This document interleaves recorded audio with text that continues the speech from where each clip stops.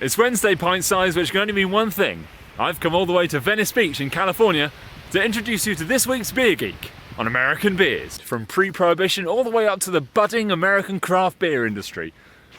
Back to the studio. I am now lost. Still lost.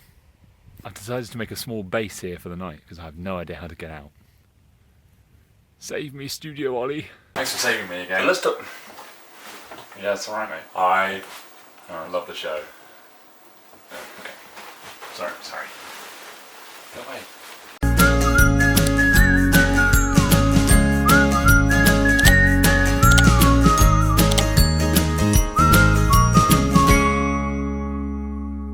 So this is it, the much anticipated, well, anticipated by my one American lumberjack friend.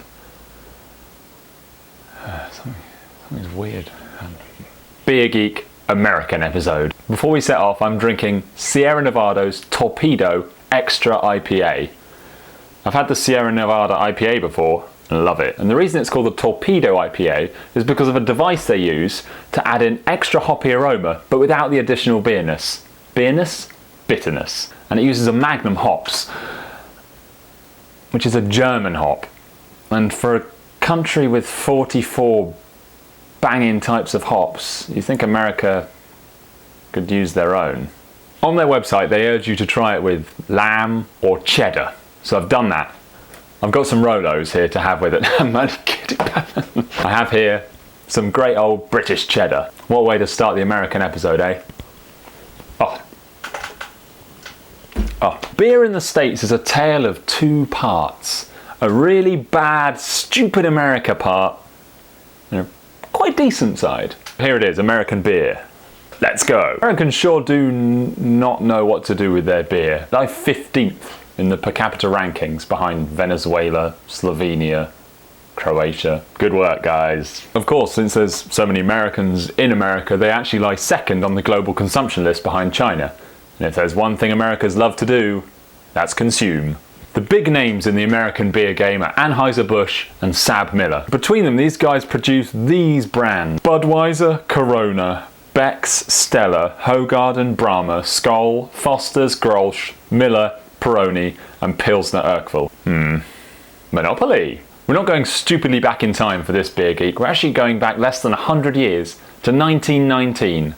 And 18th Amendment to the Constitution of the United States, which prohibited the sale of alcohol and caused most of America's breweries to close. Prohibition. Prohibition.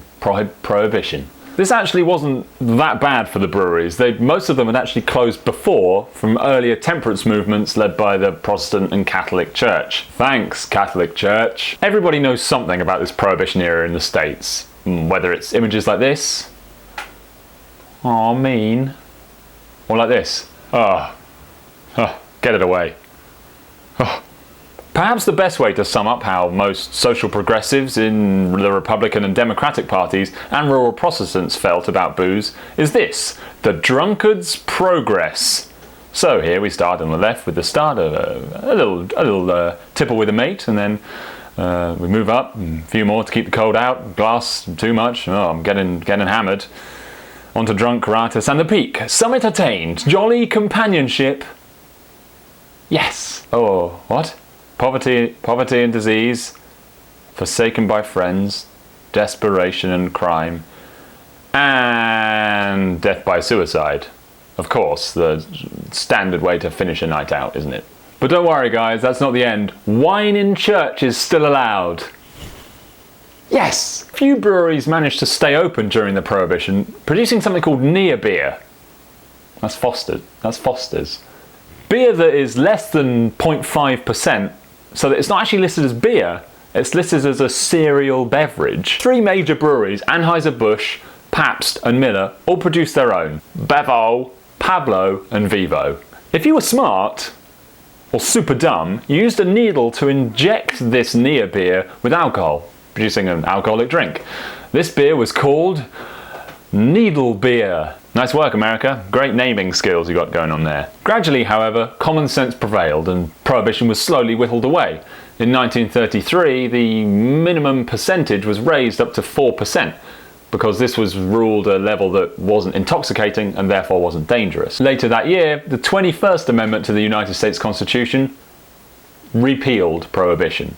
The brewing industry didn't suddenly explode into action though. Dry counties, which still exist today, carried on banning the production of alcohol, and some states failed to ratify the act altogether. The American beer industry started to find its feet, and then... World War II. Grain was heavily rationed and brewers were forced to use corn or rice alongside their barley. The prohibitionists saw this weakened American brewing industry and thought it as the perfect opportunity to wipe it out altogether. They started to launch campaigns saying that beer squandered manpower and used up cargo space for the war effort. The brewers, however, had the perfect comeback. They said that yeast contained a lot of vitamin B, which increased the levels of thiamine in the soldier's diet, improving his performance in battle and back at the factories. This quelled the prohibitionists altogether, but the American people still weren't convinced. By the end of the war, however, production of beer in the States had grown by over 40%, with large breweries of Anheuser-Busch dominating the market for the next 50 years. Anheuser-Busch became known for their uniformity over flavour, the characteristic that every beer drinker wants. Bland. This macro brewing, thank you, led to the international stereotype that American beer is flavourless and just awful. Just awful. Nobody likes to quaff a stereotype like the Americans though. Oh no, wait. No. Oh no, they go completely over the top with a stereotype, don't they? Yeah. Not all of them. It's 1976 and the USA has the fewest number of breweries that it has for its entire history. Jack McAuliffe. Thank you. Jack McAuliffe set up the New Albion Brewing Company, the country's first microbrewery since Prohibition in California. Meanwhile, Fritz Maytag had just bought the Anchor Brewing Company, moved its headquarters to San Francisco, and began experimenting with the characteristics of the beer. Back to Jack McAuliffe, he'd just finished a military stationing in Scotland and brought back with him ideas of producing stout and porter, all bottle conditioned. He thrust these onto the American public, who had been drinking bland, pale lagers for the past 50 years. This maybe wasn't the best move, because the New Albion Brewery only stayed open for the next 7 years. But the damage was already done. The Americans' interest in craft beer had just been ignited. One particular fan of his was Ken Grossman, who went on to start the Sierra Nevada Brewery, and the two homebrewers that went on to start the Mendocino Brewing Company. Perhaps the most important person in this story is President Carter, who in 1978 legalized the production of beer at home. And between 1978 and 2012, the number of breweries rose from 42 to 2,750, the most in the country's entire history.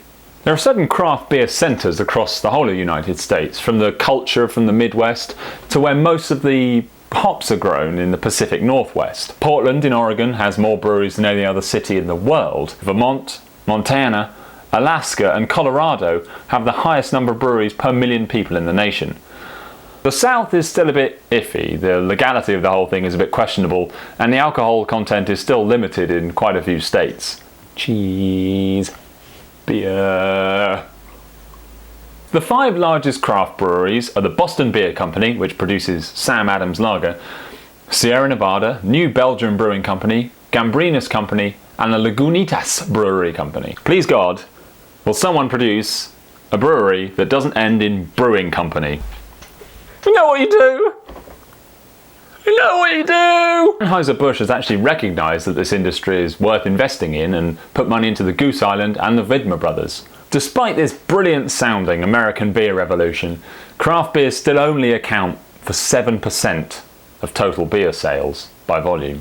History done. There's no more. Well, there's a lot more. Just all of that stuff and him.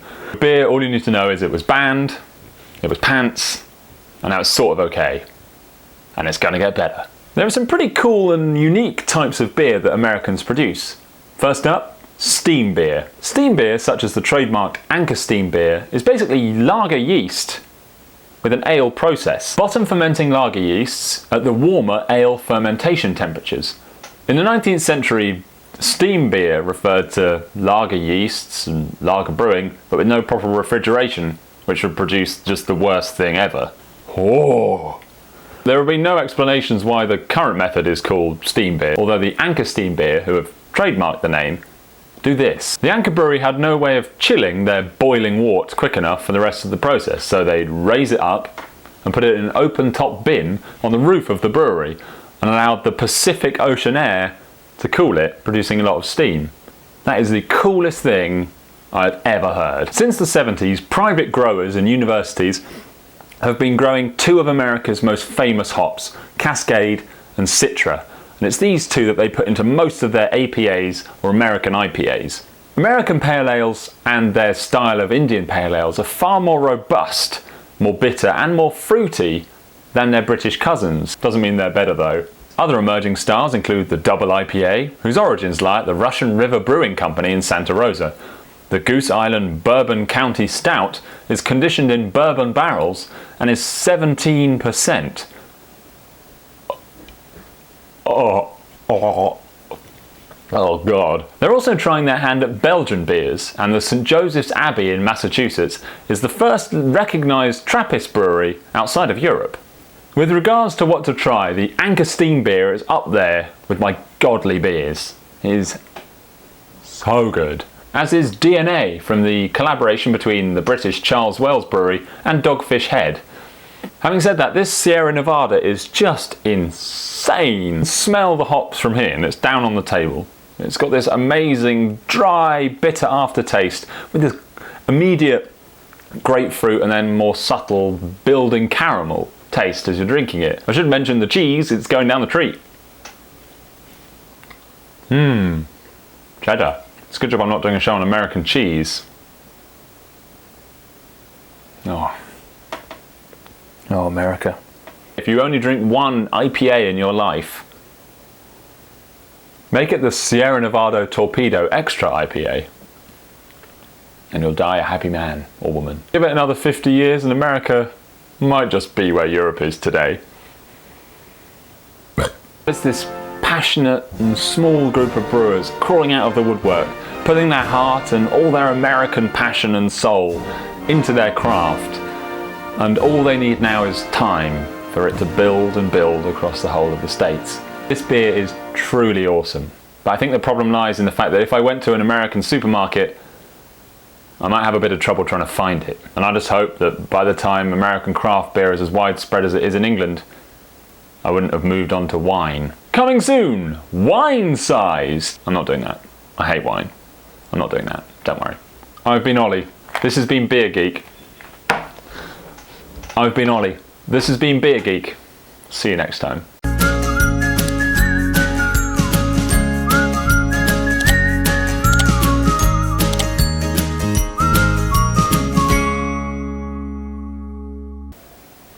Holy cow, we're done. Oh my god. I hope you enjoyed watching it. If you want to watch yesterday's episode there, you can. Or last week's Beer Geek on IPAs right there. Don't forget to subscribe and remember to join our Facebook page. It's just there. I've got no room left. It's just there.